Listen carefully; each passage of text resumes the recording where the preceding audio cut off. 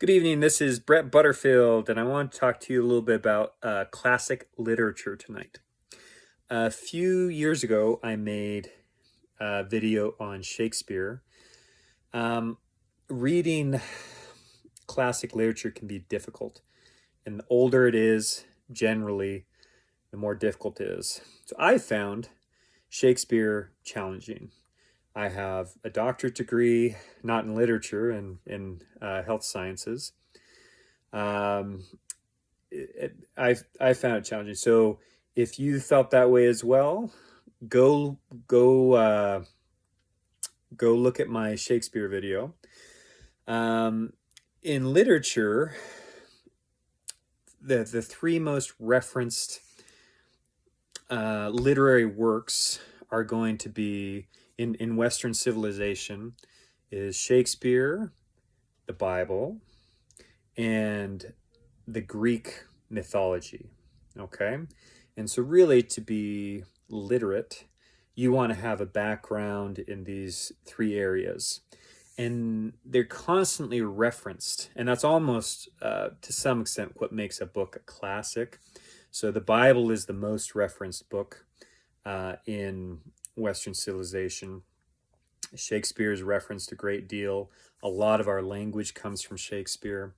But the Greek myths are referenced a great deal. In fact, if you're reading Shakespeare, it can be a little difficult to follow.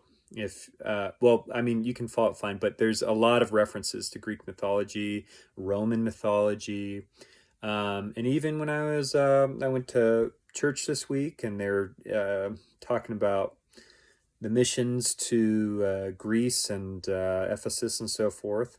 And it made reference to some of these Greek gods. And so having the background can help you have reference points, and you can get a deeper understanding. The United States, when we were deciding who are we going to be, and we're competing with the East, the eastern parts of the world and so forth, what did we put forth? We put forth what we felt which was our best, which was our Greco-Roman heritage. And all of our buildings are paying homage to Greco-Roman. And I was just in the Palmer Hotel. I believe it's the country's oldest hotel in Chicago. And there was a statue of Bellerophon. So you're just going to see this stuff everywhere once you've opened your eyes. Once you've studied this, and it's going to give you deeper context, and you can live more richly. So for me, I want to live richly, and improving my mind, I think, is one of the best ways to do that. So how do you get started with Greek mythology? This can be tricky because there is no one source for Greek mythology. Now, probably your best source is going to be the Iliad and the Odyssey. Now, you can start there. It is a little bit challenging because, again, it's old literature, and there's all kinds of translations, so you might find a translation that is maybe a little bit easier. The ones that were recommended to me, so there's a scholar who I've followed a little bit, who his name is Arthur Henry King, and he was offered the position of C.S. Lewis, I believe it was at Cambridge, for their literary department, and is who he recommends. The translation that he recommends is a translation by Richard Lattimore.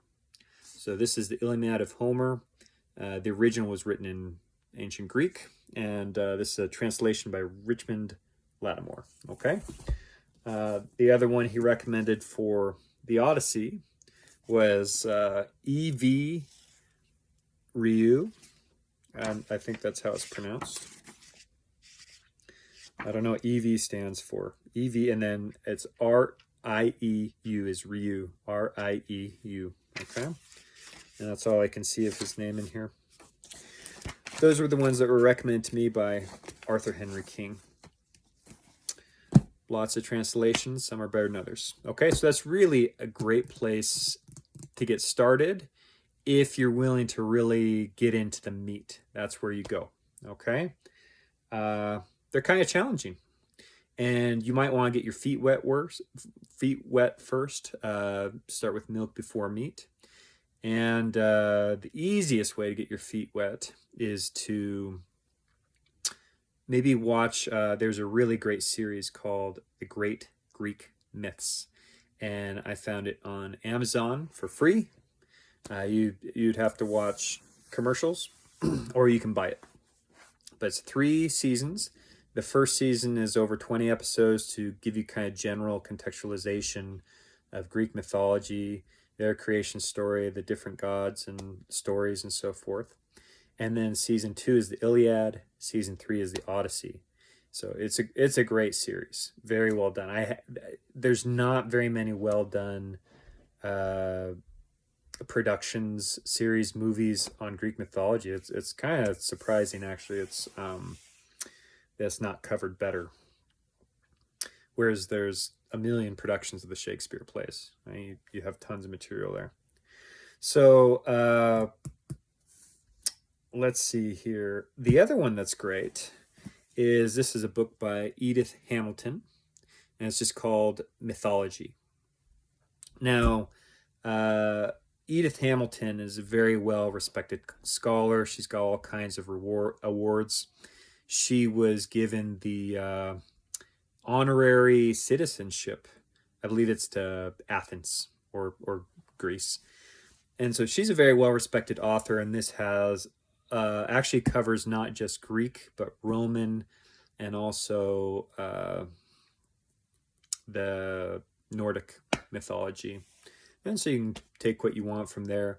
I think it is important to learn Roman mythology as well, but it really mimics Greek mythology. There's a lot of crossover there. One of the most famous Roman poets is named by the name of Virgil. Okay, and again, this is ancient Latin that it was originally written in, and so the version, the translation that was recommended by Arthur Henry King, was by John Dryden. Okay, so those 3 are any well-respected scholar, which are going to have these 3 in their library. In fact, I went to my kids' school. They're all those 3. Those 3 specifically were on the principal's desk. Okay, and it's a classic education curriculum. And so that's a really great place to go, is those 3. There's also a series on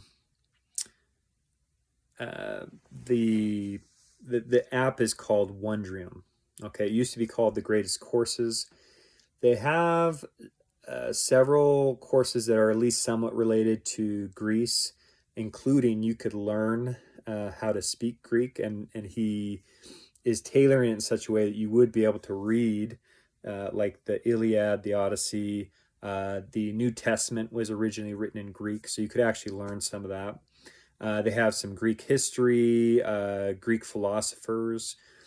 It's said that you were born in Greece because we've just been influenced so much by this Greek culture, which was passed on to the Romans, and then the Romans, spread it throughout the world, essentially, the Western world. So the series, though, that covers Greek mythology, I think is just called the Great Myths or the Great Mythology.